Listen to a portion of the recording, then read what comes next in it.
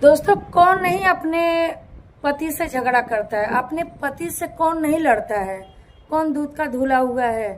ये बताइए। आज 5वां दिन है, मंगलवार को गए, मंगल बुध विफे शुक्र शनिचर 5वां दिन है। मेरे पास एक बार भी फोन नहीं किए, तो मैं बोलूंगी नहीं? मेरा इतना भी अधिकार नहीं है? हाँ, कौन किसको तकलीफ हो रहा है? काहे तकलीफ हो रहा है? हाँ, इतना तकलीफ हो रहा है? यही तकलीफा तो तुम लोग दूर करना चाहती हो, सोचती हो कि दूर हो जाए, हम शादी ब्याह करा दें। तू सब तो ये चाहला जिंदगी में सदिया ब्याह कर लेके घर बसौले के कोशिश ना करला, सब जितना तोड़ने के। ये ना कहिए फलाने काहे ना तू अपने परिवार से बात करला। भाई तुहार परिवार है, तुहार अर्धांगिनी है, अपने परिवार से भी बात करा ना। ये ना कहिए अरे गुरुपुरैया ऐसी काले हो फलाने, तू के रे काला, तू का आई काला है। आग लगाइया माई लोगन का बड़ी नीक लागला का हो माई लोगन।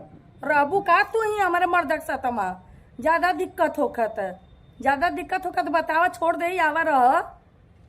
बहुत बोल नहीं बोली ना तो बहुत लोगन सर पे चढ़ती आड़ू लोगन। का करते हो तू लोगन के? काय करे जा तू लोग अपने भतरा से लोगन लड़े लो तो हम बोले जाए ना? तू लोग अपने नंदी ससुर से लड़े लो कुछ कहे जाए ना?